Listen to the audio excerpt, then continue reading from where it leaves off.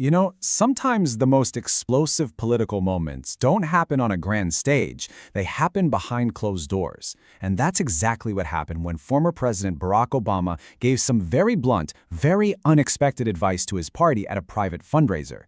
It was a message that would basically expose a huge fracture within the Democratic Party. So let's break down exactly what he said and why it kicked off such a massive firestorm. And there it is. That's the quote that sent shockwaves through the political world. No sugarcoating, right?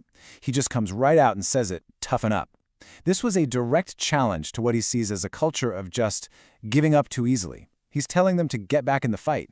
But what did that actually mean in practice? What was he really asking for? See, this wasn't just some vague pep talk. Obama's prescription was actually pretty specific. He was telling Democrats to stop waiting around for a savior, for some political messiah to fix everything. Instead, he said, pour that energy into the hard, grinding, foundational work of politics. We're talking about supporting local candidates, rebuilding the party's data and tech.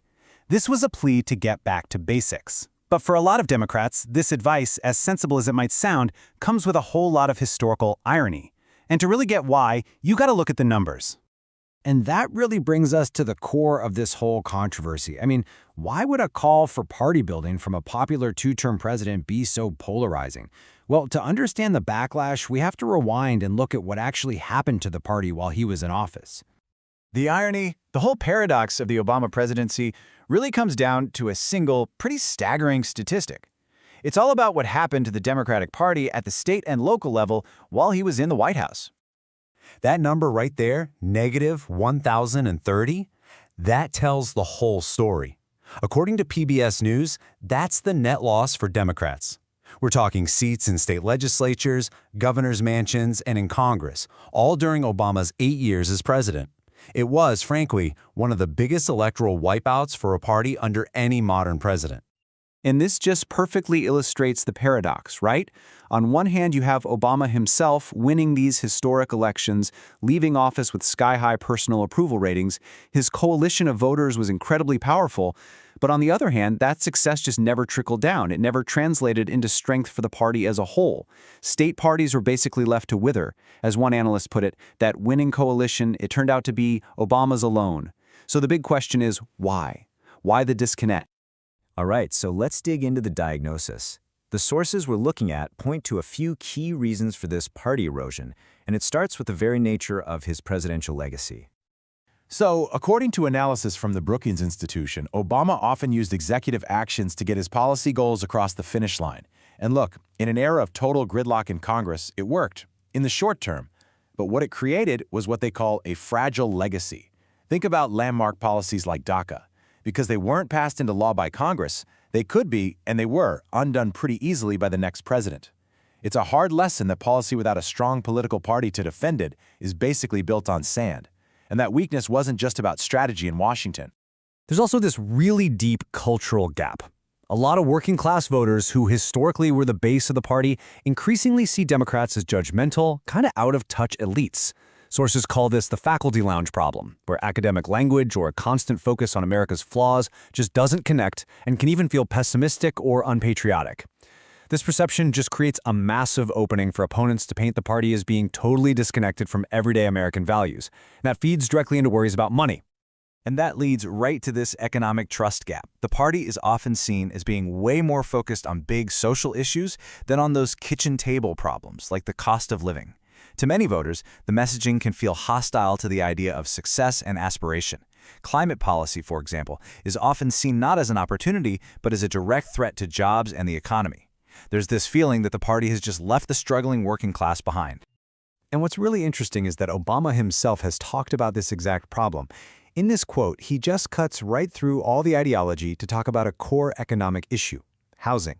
He's urged Democrats to become a YIMBY party, that's yes in my backyard, and to directly take on the local rules that make it impossible to build affordable housing.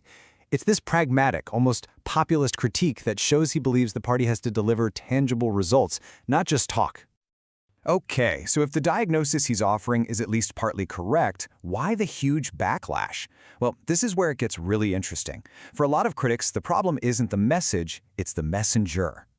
The first wave of criticism, and Charlemagne the God just nails it here, is that Obama is simply late to the party.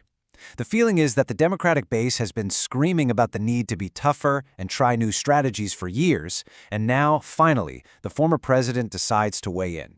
It just feels a little delayed. And that leads right into the next critique. Is he even taking his own advice? Commentators like Kyle Kulinski point out that Obama still has this massive platform, this huge celebrity, but he stays mostly on the sidelines. The frustration is just so clear. Don't just tell us to fight, they're saying. You need to get in the fight yourself. This comment from a Reddit user just powerfully highlights another huge issue for people: the venue. I mean, this wasn't some national address to the country. This was advice he gave to wealthy donors in private, which we only heard about because it leaked. Critics are basically asking, why are you whispering this message when you have a megaphone the entire world will listen to? And, beyond the timing and the venue, this backlash really dredges up some much deeper criticisms of his presidency.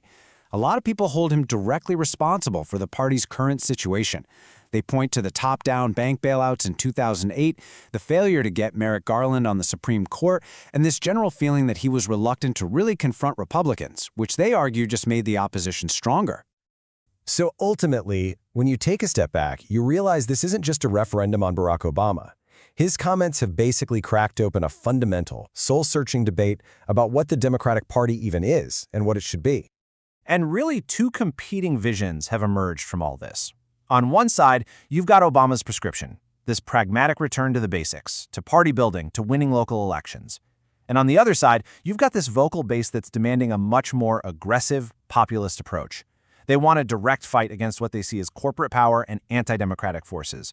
And they absolutely want to ditch that when they go low, we go high philosophy. And that leaves us with the central question of this whole entire debate.